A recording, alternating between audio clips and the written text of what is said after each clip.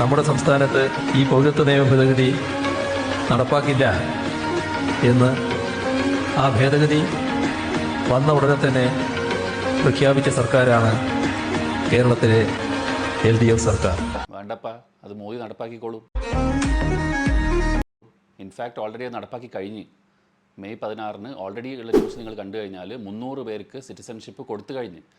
അപ്പോൾ ഇത് 13-14 പേർക്ക് സർട്ടിഫിക്കറ്റായിട്ട് കിട്ടുകയും ചെയ്ത് ബാക്കി ആൾക്ക് പോസ്റ്റൽ വഴിയും കിട്ടി വീട്ടിൽ. അപ്പോൾ ഇതിനൊന്നുള്ള പവർ സ്റ്റേറ്റ് ഗവൺമെൻറ് ഇല്ല എന്നുള്ള കാര്യം താങ്കൾക്കറിയാം. പക്ഷേ എന്നാലും ജനങ്ങളെ പറ്റിക്കാൻ വേണ്ടിയിട്ട് വീണ്ടും വീണ്ടും ഇതെടുത്ത് പറയുക. ഇലക്ഷൻ്റെ ടൈം ആയതുകൊണ്ട് തന്നെ അത് എല്ലായിടത്തും പറയുക. അപ്പോൾ ആൾക്കാർ വിചാരിക്കും നമ്മൾ വിചാരിച്ചാൽ ഇതിവിടെ കേരളത്തിൽ നടപ്പാവില്ല, ബംഗാളിൽ നടപ്പാവില്ല. ഈ സ്റ്റേറ്റ് ചീഫ് മിനിസ്റ്റർ എന്ന് വെച്ചാൽ അവർക്ക് ചില ലിമിറ്റേഷൻസ് ഉണ്ട്. അവർ പ്രസിഡന്റിൻ്റെ പവറോ അല്ലാണ്ട് യുണൈറ്റഡ് നേഷൻ സെക്രട്ടറി ജനറലിൻ്റെ പവറൊന്നും അവർക്കില്ല. ഇന്ത്യയിൽ നമ്മളെ കോൺസ്റ്റിറ്റ്യൂഷൻ്റെ അകത്ത് ആർട്ടിക്കിൾസ് ഒക്കെ ഉള്ളതുപോലെ തന്നെ ഷെഡ്യൂൾ ഉണ്ട്. അതിൽ ഷെഡ്യൂൾ 7 പറയുന്ന union list, state list and concurrent list എന്ന് പറഞ്ഞ സാധനങ്ങളുണ്ട്. യൂണിയൻ ലിസ്റ്റിൽ ഇപ്പോൾ suppose banking, nuclear power, citizenship, ഇതൊക്കെ യൂണിയൻ ലിസ്റ്റാണ്. അപ്പോൾ അത് യൂണിയൻ ഗവൺമെൻറ്റിന് മാത്രമേ അതിൽ എന്തെങ്കിലും ചേഞ്ചസ് വരുത്താൻ പറ്റും. സ്റ്റേറ്റിന് ഒരു റോളും ഇല്ല. സെക്കൻഡ് സ്റ്റേറ്റ് ലിസ്റ്റിൻ്റെ അകത്ത് ഇപ്പം അഗ്രികൾച്ചർ ഉണ്ടാവും, മാർക്കറ്റ് ഉണ്ടാവും, അതുപോലത്തെ കാര്യങ്ങളുണ്ടാവും. കൺകറന്റ് ലിസ്റ്റിൻ്റെ അകത്ത് എഡ്യൂക്കേഷൻ, ഫോറസ്റ്റ് എന്ന കാര്യങ്ങളുണ്ടാവും. അതായത് 2 പേർക്കും ലോ ഉണ്ടാക്കുക അതിൻ്റെ അകത്ത്. ഓക്കെ, അതാണ് ഈ 3 ലിസ്റ്റുകൾ. അപ്പോൾ ഈ സിറ്റിസൺഷിപ്പ് യൂണിയൻ ലിസ്റ്റിൽ വരുന്ന കാര്യമാണ്. നമ്മുടെ കോൺസ്റ്റിറ്റ്യൂഷൻ ഉണ്ടായ സമയത്ത് തന്നെ 1955 തന്നെ സിറ്റിസൺഷിപ്പ് ആക്ട് എന്ന് പറഞ്ഞൊരു ആക്ട് ഉണ്ടായിട്ടുണ്ട്. അത് പല തവണ എമെൻഡ് ആയിട്ടും ഉണ്ട്. ആർക്കും വേണമെങ്കിൽ എമെൻഡ് ചെയ്യാം എന്തെങ്കിലും ആവശ്യങ്ങളുണ്ടെങ്കിൽ. 2003 അവസാനമായത്. ഇപ്പോൾ 2019 CAA 2019 ആക്ട് പാസ്സായി. അപ്പോൾ അതിൻ്റെ റൂൾസാണ് ഇപ്പം ഈ മാർച്ചിൽ അവർ റിലീസ് ചെയ്തതും എന്നിട്ടിപ്പം മെയ് മാസത്തിൽ ഇപ്പോൾ അത് ഇംപ്ലിമെൻറ്റ് ചെയ്തതും. അപ്പോൾ ഇതിൻ്റെ ആക്ട് ഇപ്പോൾ ലേറ്റസ്റ്റ് അമെൻമെൻറ്റ് എന്താണെന്ന് വെച്ചാൽ നമ്മളെ നെയ്ബറിങ് കൺട്രീസ്, അതായത് once it was a part of India, Pakistan, Afghanistan, okay, അപ്പം ബംഗ്ലാദേശ്, അപ്പോൾ ഇവിടുത്തെയൊക്കെ മൈനോറിറ്റീസ്, അതായത് പാർട്ടീഷൻ ചെയ്തത് റിലീജിയൻ്റെ പേരിലാണല്ലോ. അപ്പോൾ അതിൻ്റെ പേരിൽ തന്നെ വേണമല്ലോ സൊല്യൂഷനും ചെയ്യാൻ. ഇപ്പോൾ റിലീജിയൻ്റെ പേരിൽ അവിടെ ചെയ്ത് എന്നിട്ടും അവിടെ കുറച്ച് മൈനോറിറ്റീസ്, അതിപ്പം 6 റിലീജിയനാണ് അവർ ചൂസ് ചെയ്തത്. Hindu, Christian, Sikh, Buddhist, Jain, Parsis. ഇതിലിപ്പോൾ നോക്കിയാൽ ജൂയിഷ് കമ്മ്യൂണിറ്റി ഇല്ല. നിങ്ങളിത് മുസ്ലിംസിനെതിരെ എന്ന് പറയുന്നുണ്ട്. അതിലിപ്പോൾ ജൂയിഷ് കമ്മ്യൂണിറ്റി ഇല്ല. അതുപോലെ തന്നെ പാകിസ്ഥാൻ ഫോളോ ചെയ്യുന്നത് സുന്നി ഇസ്ലാമാണ്. അപ്പോൾ അതിൽ അവർ ഷിയാസിന, അഹമ്മദിയാസിന പലരുടെയും അങ്ങനെ ഇതാക്കുന്നുണ്ട്. അപ്പോൾ എല്ലാവരെയും ഒന്നും ഇതിലെടുത്തിട്ടില്ല. ഇതിൽ ഹിസ്റ്റോറിക്കലി ഉള്ള ആൾക്കാർ എന്നുള്ള രീതിയിൽ 6 റിലിജിയൻസ് ചൂസ് ചെയ്ത് ഈ 3 നേഷൻസിന് വേണ്ടി ചൂസ് ചെയ്ത് അവർക്ക് സിറ്റിസൺഷിപ്പ് കൊടുക്കും. ഇനിയിപ്പോൾ നിങ്ങൾ ചോദിക്കും അപ്പോൾ മുസ്ലിംസിന് നമുക്ക് കൊടുക്കണ്ടേന്ന്. അപ്പോൾ മുസ്ലിംസിന് കൊടുക്കാനും ഓൾറെഡി ഇന്ത്യൻ ലോൻ്റെ അകത്ത് ഓൾറെഡി ഉണ്ട്. ഇപ്പോൾ ഒരു മുസ്ലിമിന് ഇവിടെ വന്നിട്ട് സിറ്റിസൺഷിപ്പ് എടുക്കണമെങ്കിൽ അതും ഇന്ത്യൻ ആക്ടിലുണ്ട്, ഓൾറെഡി ഉണ്ട്.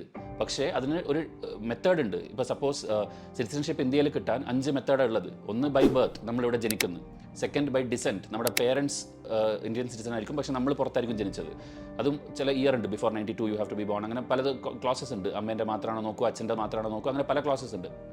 പിന്നെ ഉള്ളതാണ് by registration, by naturalisation, by acquisition. Okay, registration, naturalisation നിങ്ങൾ രജിസ്റ്റർ ചെയ്യണം ഇവിടെ നമുക്ക് വേണമെന്ന് പറഞ്ഞിട്ട്. എന്നിട്ട് they will tell a time like 11 years you have to live here. ഇവിടുത്തെ കൾച്ചറായിട്ട് ഒത്തുപോകണം, നിങ്ങൾ ഇവിടെ തന്നെ ജീവിക്കണം. അങ്ങനെ കുറച്ച് റൂൾസ് ഉണ്ട്. അതൊക്കെ ഫോളോ ചെയ്താൽ ആർക്കും കിട്ടും, മുസ്ലിംസിനായാലും കിട്ടും. ഏത് രാജ്യത്തെ ആർക്കും ഇവിടെ വന്നാലും സിറ്റിസൺഷിപ്പ് കിട്ടും. എക്വിസിഷൻ എന്ന് പറഞ്ഞാൽ ഇപ്പം സപ്പോസ് POK നമ്മൾ തിരിച്ചു പിടിച്ചാൽ ആ കംപ്ലീറ്റ് ലാൻഡ് ആൻഡ് പീപ്പിൾ നമ്മുടെ ഏരിയയിലാവും.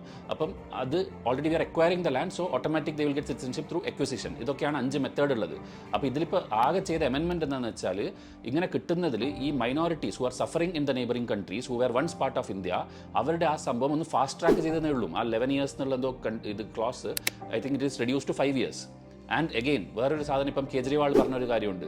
നിയർലി ഇത്ര ലക്ഷം ആൾക്കാർ മറ്റേ രാജ്യത്തുണ്ട്, അവരൊക്കെ ഇവിടെ വന്നാൽ അതെങ്ങനെയാണ് നമ്മൾ ഇതാക്കുവാന്ന്.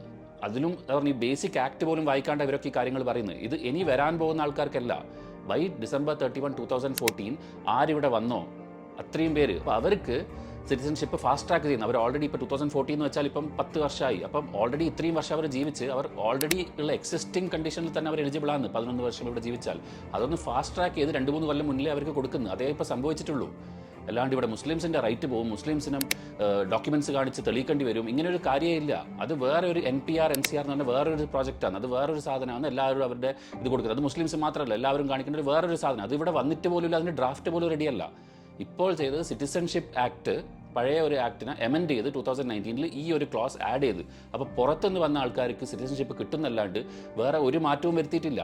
പക്ഷേ ജനങ്ങളെ പേടിപ്പിക്കാൻ വേണ്ടിയിട്ട് പലതും പറയുക. ഇത് BJP കൊണ്ടുവന്ന ഒരു സാധനമാണ്, ആൻറ്റി മുസ്ലിമാണ്. ഇൻഫാക്ട് നിങ്ങൾ അറിയേണ്ട ഒരു കാര്യം, ഇത് വാജ്പേയി 2002 പ്രപ്പോസ് ചെയ്ത കാര്യമാണ്. അത് കഴിഞ്ഞിട്ട് കോൺഗ്രസ് ഗവൺമെൻറ് അതിന് ശേഷവും ശരിവെച്ച സാധനമാണ്. മൻമോഹൻ സിംഗിൻ്റെ വീഡിയോ ക്ലിപ്പ് ഉണ്ട് telling that minorities in the Bangladesh and Pakistan should be given citizenship in India. It is our moral responsibility. Manmohan Singh പറഞ്ഞ വീഡിയോ ഉണ്ട്.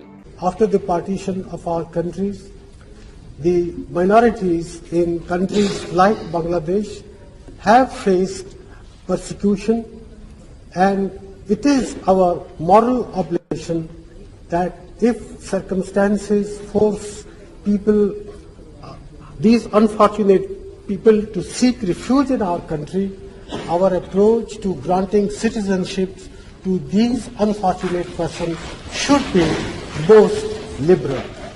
Mr. Advani, the minorities in Pakistan are also suffering. They have to be taken care of too. അപ്പോൾ അവിടുത്തെ minority എന്ന് പറയുമ്പോൾ ഒരിക്കലും അത് Muslims ആവില്ലല്ലോ. അപ്പോൾ അവർ പറയുമ്പോൾ അത് ശരി, അവർ വെറുതെ വലിച്ചു നീട്ടുമ്പോൾ അത് ശരി, ഈ ഗവൺമെൻറ് വന്നത് ഇംപ്ലിമെൻറ്റ് ചെയ്താൽ കുഴപ്പം. ഇതാണ് ഈ നാട്ടിൽ സംഭവിച്ചുകൊണ്ടിരിക്കുന്നത്. അപ്പോൾ ഈ പാർട്ടിക്കാർ പറയുന്നത് എനിക്ക് മനസ്സിലാക്കാം. കേരളത്തിൽ ഇത്രയും ലിറ്ററേറ്റ് ആയിട്ടുള്ള ആൾക്കാരുണ്ടാകുമ്പം നിങ്ങൾക്ക് ആ PDF ഒന്ന് ഡൗൺലോഡ് ചെയ്താൽ പോരെ, ഒന്ന് വായിച്ചു നോക്കിയാൽ പോരെ, അല്ലെങ്കിൽ ഒന്ന് ഗൂഗിൾ ചെയ്ത് നോക്കിയാൽ പോരെ. ഇങ്ങനെ അന്ധമായിട്ട് അവരെ വിശ്വസിക്കുക, എന്നിട്ട് ബാക്കി ഇത് പറയുന്ന നമ്മുടെ അന്ധഭക്തി എന്ന് വിളിക്കുക. അപ്പോൾ നിങ്ങൾ കാര്യങ്ങൾ ആദ്യം മനസ്സിലാക്കുക. അല്ലാണ്ട് എപ്പോഴും ഒരു പാർട്ടി ശരി മറ്റേ പാർട്ടി ശരിയെന്ന് ആരും പറയുന്നില്ല. പക്ഷേ ഇല്ലാത്ത കാര്യങ്ങൾ പറഞ്ഞുണ്ടാക്കുമ്പം അത് അറ്റ്ലീസ്റ്റ് ഗൂഗിൾ ചെയ്യാൻ നിങ്ങൾ, at least the most literate people, നിങ്ങൾ അത് നോക്കണം.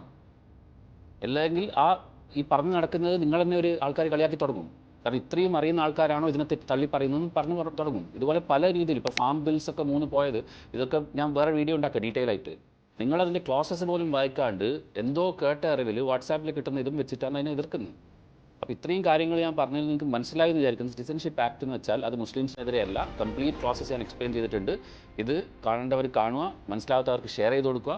അവരെല്ലാവരും ഇത് മനസ്സിലാക്കട്ടെ. കാര്യങ്ങൾ മനസ്സിലാക്കിയിട്ട് എതിർക്കേണ്ട സാധനത്തിന് എതിർക്കുക, അതിന് കുഴപ്പമില്ല. പക്ഷേ എല്ലാത്തിനും വെറുതെ കയറി എതിർക്കരുത്. ഓക്കെ, സോ ഇത് വേറൊരു വീഡിയോ ആയിട്ട് ഞാൻ വീണ്ടും വരാം. Till then, thank you.